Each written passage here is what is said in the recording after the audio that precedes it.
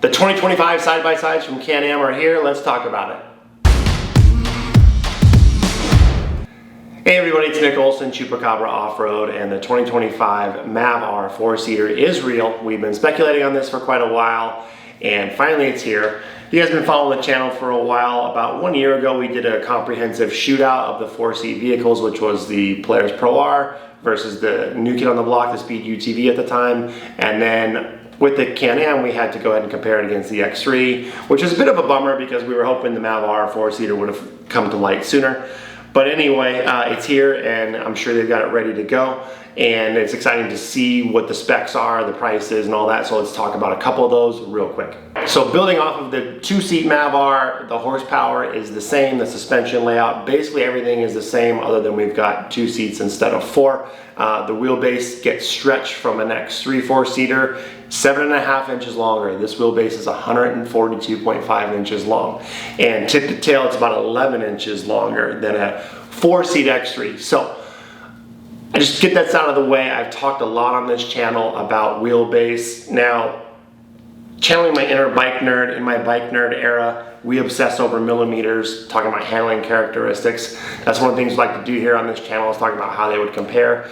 And, you know, going back a little bit in history, not that long ago, a lot of us in the Southwest preferred 4-seat vehicles because the wheelbase was better for the performance of the terrain that we have. Fast forward now to 2024, all these vehicles have gotten so long that if you want the ultimate driving experience, you really need to be in a 2-seater because they have stretched out to work really well in most all of our conditions. And with the 4-seater, you're making a little bit of concessions because these vehicles are big. You know, ultimately, if you're like me, you've got kids you want to haul around, you like doing big adventure trips, you've got a dog, whatever it may be. A lot of you guys are going to be buying 4-seaters for those reasons. And now that these cars are getting so long, you know, I've talked a lot about trying to have my cake and eat it too, have one of these big vehicles and have it be fun to drive. So I was really excited about the car that I currently own, the Speed UTV, for that reason. When I got mine last year, it was a shorter 120-inch wheelbase, which is quite a bit shorter than a Pro R, an X3, and now this new MAV R. I do prefer that, I do like that. But I've also made a couple videos, you know, back before I took delivery of that. I made a video about how I would never buy one of these long 4-seaters, and honestly, I'll probably be picking up a Pro R this season. It makes the most sense for me and the terrain that I like to ride. But one thing I kind of learned, I made a more recent video when I took a Pro R rock crawling and it drove it all around quite a bit, was, you know, that number is one metric of performance. But also you've got the power, which can also help you manipulate the longer, bigger machine. So as a comparison, when I talked about the speed, I had the magic wheelbase, but that speed doesn't have any low end torque to have it explode out of corners. So the Pro R does, the X3 does more so, and that allows the car to move around in a much more enjoyable way, and the power, I think, can help make up for that length. So I don't want to belabor the point that this MAV R is too long.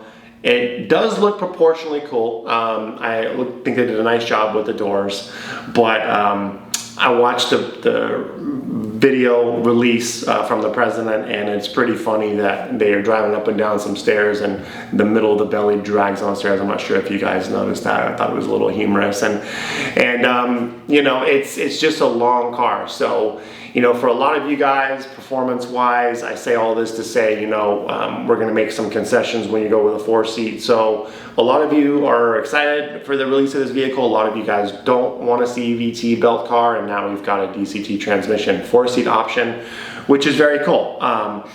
One thing about that too, when I talk about the power and its ability to maybe overcome how long the car is that DCT is very efficient. So most CVT transmissions losing anywhere between 26 and 29, 30% of the power by the time it goes from the motor to the wheels because of the rubber band. And the DCT is far more efficient. If you look at some of the dyno test results that aftermarket companies have put out for the MAV R, it's losing a lot less. I think it's losing around 17%. So, you know, I try to talk about the numbers on paper and then maybe try to communicate in the real world. So on paper, the Pro R is making 225 versus this MAV R making 240. But even though this new MAV R is heavier, the high-end model weighs in at 2,660 pounds. That's a couple hundred pounds more than a Pro R. It produces more horsepower and more horsepower to the wheel because the DCT transmission is more efficient. So this is gonna be interesting. A lot of the Can-Am guys fell in love with the X3 because it makes a lot of power and it's lightweight. It's a phenomenal combination for the sand. Now, the MAV R, of course, is a step up in terms of a lot of ride characteristics. On the channel, I got to drive and review a MAV R, and I talked about how much better it handles. The heavier weight helps in a lot of scenarios, particularly on the hard pack. It's got a low, flat, predictable feeling. I really enjoyed how the MAV R drove and handled. So, you know, it's a big step up compared to the X3, and a lot of you guys might be weighing out some of these options based on the type of riding that you do. You know, on the other side of the coin, every time I go to Utah, do a little bit of rock crawling, you see very few people with 4-seat Can-Ams in general. You see far more Kawasaki's. So, you know, really we've got to a point where we've got so many different options. It just depends on what you like to do and where you think you will go ride. You know, I think someone like me likes to go all over the place. The Polaris is basically impossible to beat because it works very well in all those environments. So I mentioned that the MAV R is basically the same with the 2-seater. There's nothing much to talk about, just some new colors. Same feature benefits, same wheels and tires, all that type of thing. They commented that all the suspension knuckles are black with the upper arms being black. So they took the feedback and saw a lot of the aftermarket guys immediately powder coating that, you know, it's not the prettiest front end, so painting it black helps a lot. So that was good to see. But beyond that, there was no real updates. I was hoping for maybe a little bit more. After seeing Polaris announce some refinements and some feature benefits, you know, this is an area that Can-Am's always done really well with fit and finish. So, for instance, on the MAV R, you've got a big screen now, and there's been some talk about how it's not the coolest. Maybe some software updates would have been nice. Some of the features don't work as well as the Polaris, and there was no announcement of any updates to the car in that regard, even if it's a simple software update or, you know, nicer internals, something that Polaris was able to incorporate with their 2025 model year release. One final note about the release video, the president of BRP did mention that Can-Am is celebrating a win last week at a big race, the Vegas to Reno, which is a very hot, fast, high speed race, and that was cool to see that they're, of course, paying attention to racers. They talked in one of their videos about how they worked in conjunction with their racers to get feedback, and that they care very much about beating the competition. And that was a nice feather in their cap to show that, you know, this is the first big win, I want to say, for the MAV R in a high-speed desert race. It did really well at the King of the Hammer. So, you know, they're very much concerned about producing the highest performing vehicle. They also mentioned that the transmission is beefed up on the 4-seater and a lower first gear, which I like to hear. So they didn't talk a whole lot. You know, it would have been cool to see some more of the behind the scenes. One of the other things that they mentioned was that, you know, he almost addressed the length. He said, hey, this car is long, but our test track, it produced the fastest time of any of our results. So, you know, in this day and age, when they're rolling out product lines, you know, as soon as Polaris launched, they had some videos on YouTube. Hey, this is why we did this. And Can-Am also has a bunch of new videos on the YouTube channel. I encourage you to check a couple of them out. But, you know, show us some more of the behind the scenes. Like, you know, a lot of us are skeptical of how long the car is, and explain to us why you guys did that, maybe even the suspension design. You know, I kind of was hoping for a little bit more of a behind the scenes information of the rollout, but it was a pretty quick 20-minute video where they ran through, you know, their Defender lineup, the Maverick lineup, and then the ATV. So, you know, not as exciting as I hoped it would be, just from even a content standpoint, even though there wasn't a whole lot to talk about product-wise. So speaking of the rest of their sports side-by-side lineup, with the X3s, they've got a lot of new colors, but other than that, it's a big nothing burger for the most part. Would have liked to have seen some refinements from the X3. One of their product videos on YouTube, they talk about how pretty the X3 still looks and how it looks like it was designed yesterday.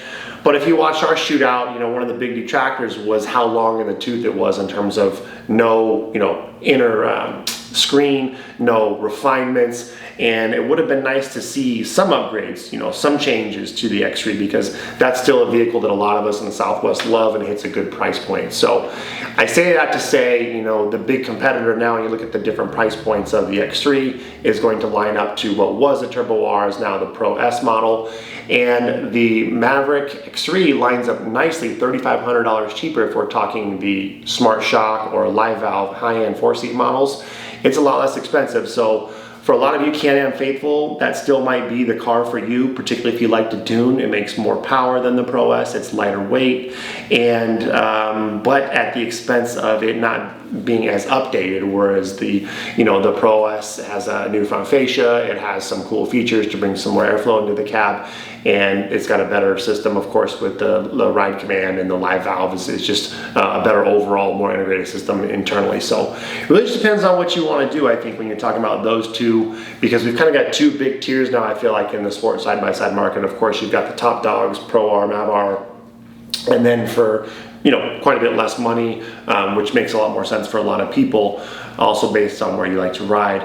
I think how they stack up is pretty interesting. So, it's interesting when I go out and about. I mean, the X3, I think, will never die in the dunes. I think it's a car people know and love for that. Everyone knows the power plant's amazing. I think the Rotax power plant here in the Mav R is going to be reliable. I'm assuming it will be, even though the big four-seater is 2,600 pounds and you load that down with accessories and 4 people, it's making a lot of power, and it needs to push, out of that little 1 liter to push that big weight in the dunes. So it'd be interesting to see reliability-wise what the car does, but I think if there's a company that can do it, it will be Can-Am. One other thing that I noticed with the release that I was hoping for a little bit more too was that they mentioned briefly the Defender. Now in the utility category, that's not something we talk much about here on the channel, but in the Southwest it's become a big trend where a lot of aftermarket companies and customers are wanting to pimp out and build fully enclosed AC Defenders, Expeditions, and Rangers.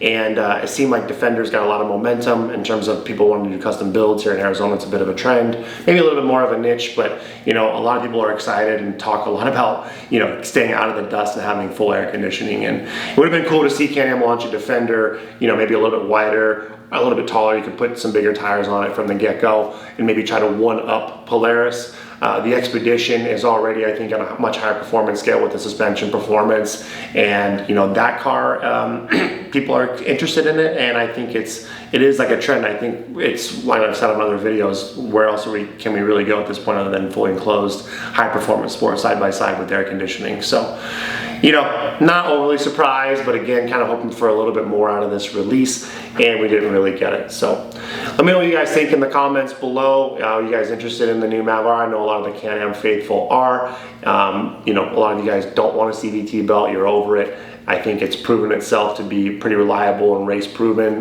with the 2-seater in the past year. And they seem to be pretty reliable. I know there's been some issues with the lower A-arms, but I think Can-Am's made a running change and beefed up some of those components. And while the suspension looks pretty wild, it seems like it holds up pretty well considering what most people are going to do with it. So that's my 2 cents. A little long for my taste, but I would want to preserve my judgment until I get to drive it, because I posted a couple videos talking about that with the Polaris and speed and whatnot. So let me know what you guys think, comment below. Thanks for watching, and we will see you on the next one.